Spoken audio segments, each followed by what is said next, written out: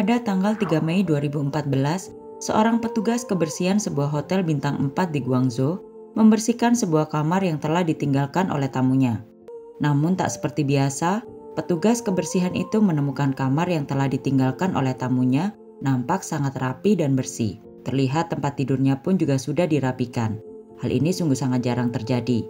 Petugas kebersihan itu pun merasa mungkin tamu yang menginap di kamar ini adalah orang yang mengidap misofobia, atau yang kita ketahui merupakan kumpulan kondisi germafobia. Germafobia sendiri adalah istilah yang digunakan oleh psikolog untuk menggambarkan ketakutan patologis terhadap kuman, bakteri, mikroba, kontaminasi, dan infeksi. Oleh karena itu, pengidap misofobia cenderung mudah jijik terhadap hal-hal yang bersifat kotor.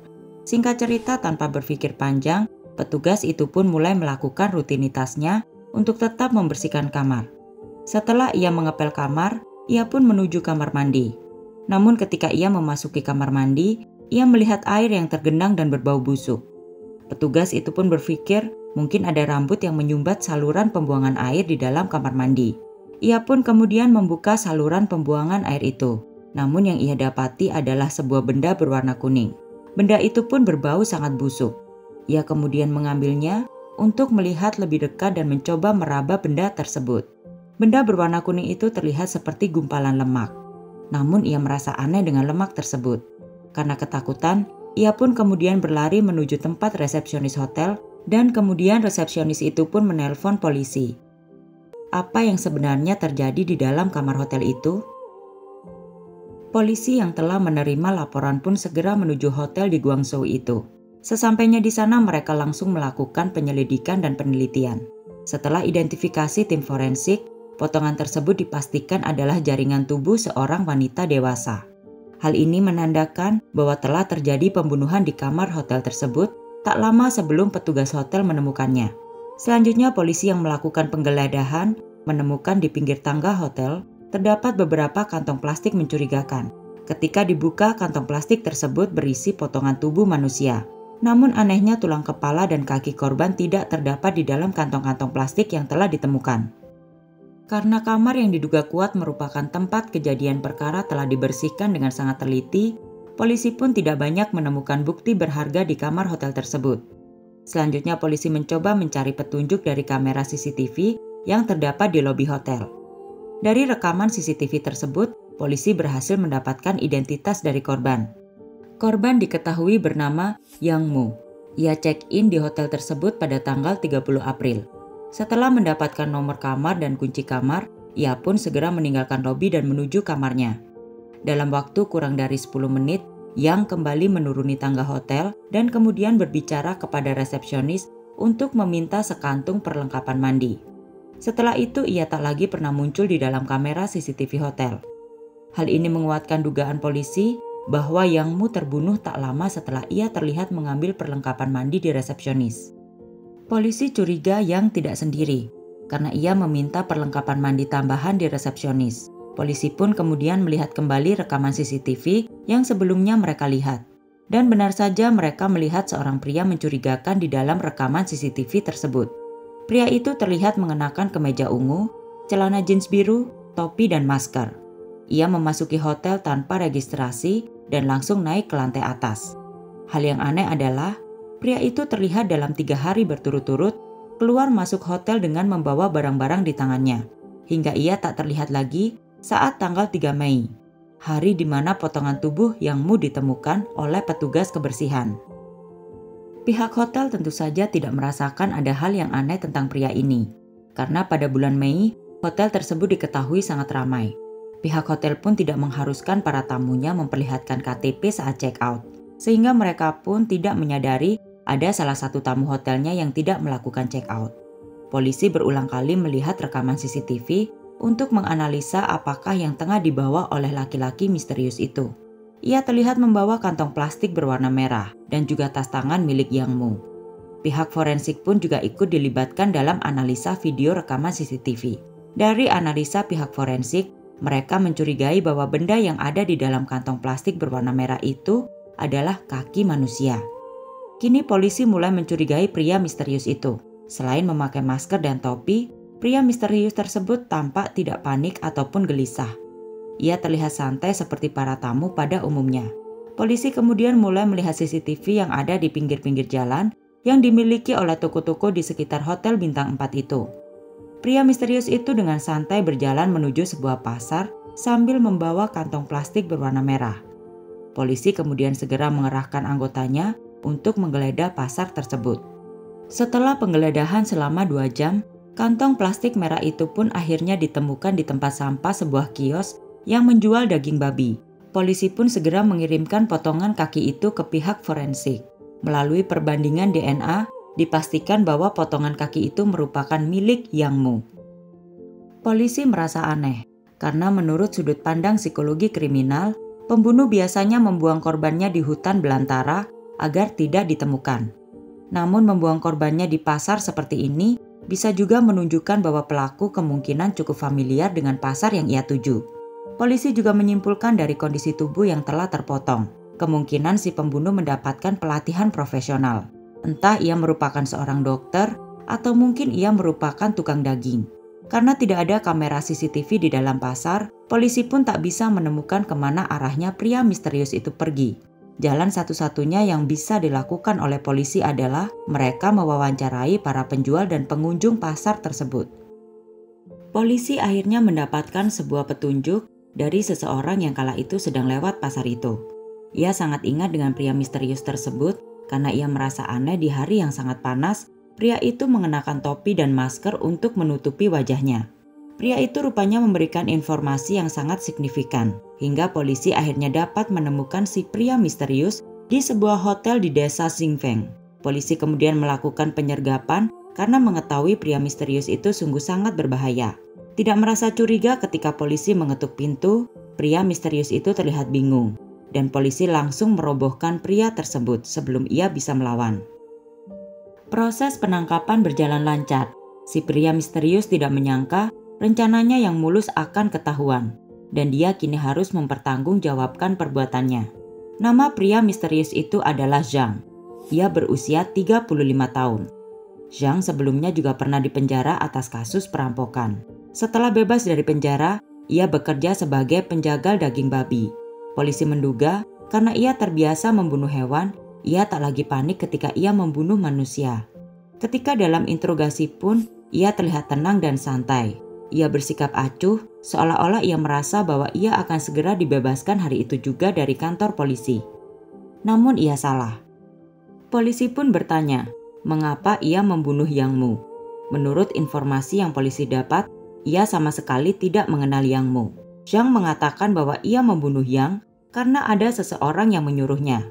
Ia mengaku bahwa ia diberikan sejumlah uang untuk membunuh Yang.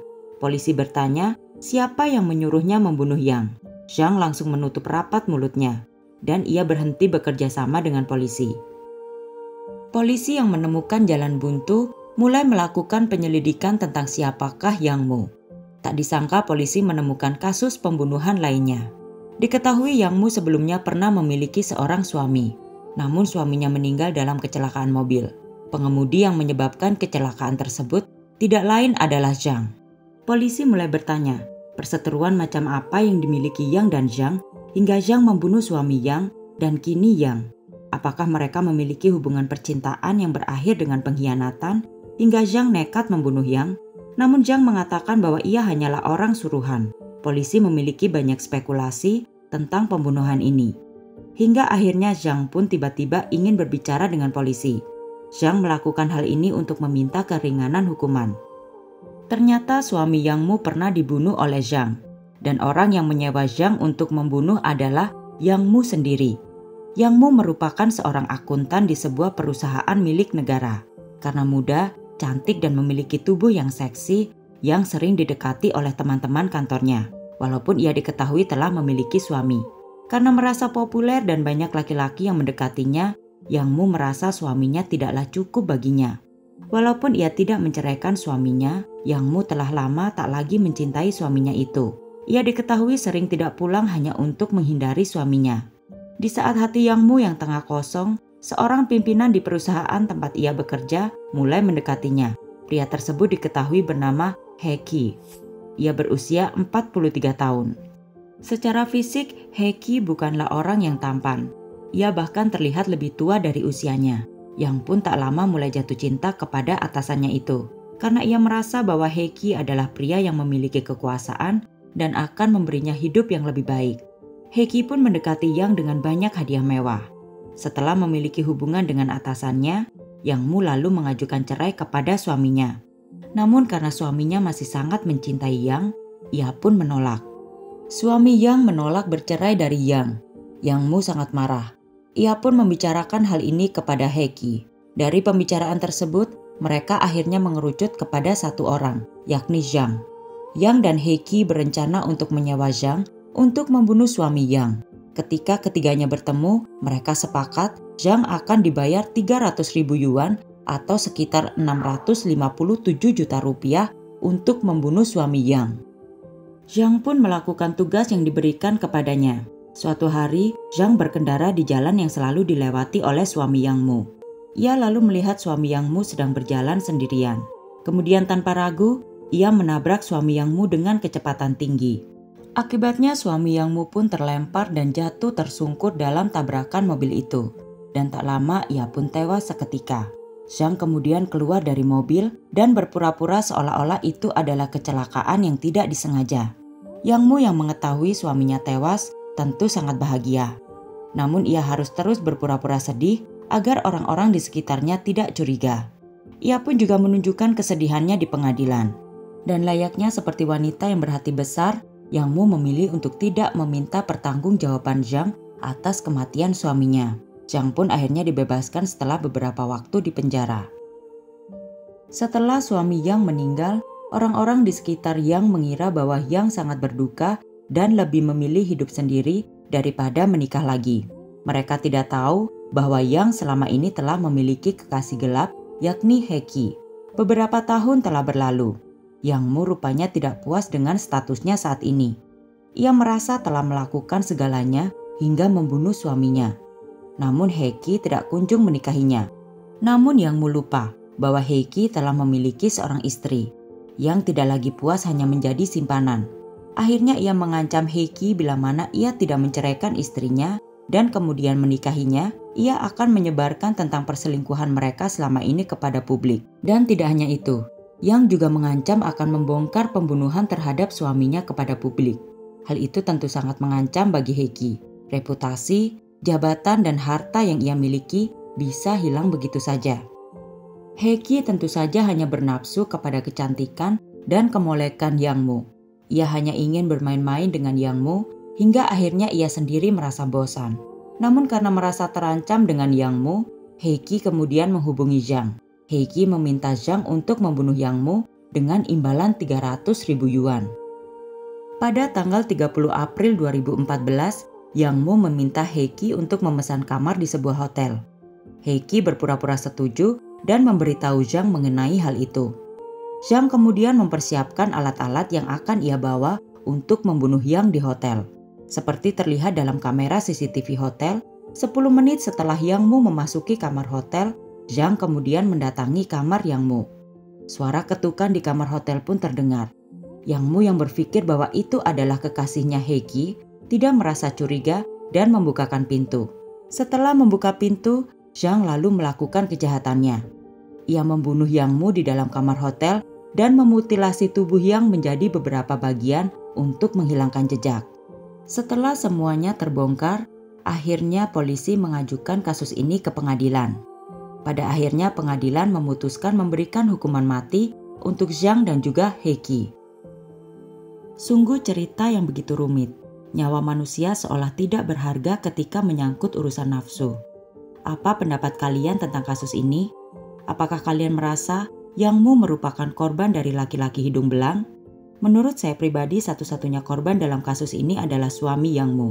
Ia adalah satu-satunya pihak yang paling merasakan imbas dari perbuatan orang-orang yang keji. Jangan lupa tuliskan pendapat kalian di kolom komentar. Terima kasih telah menyaksikan Channel House. Bye!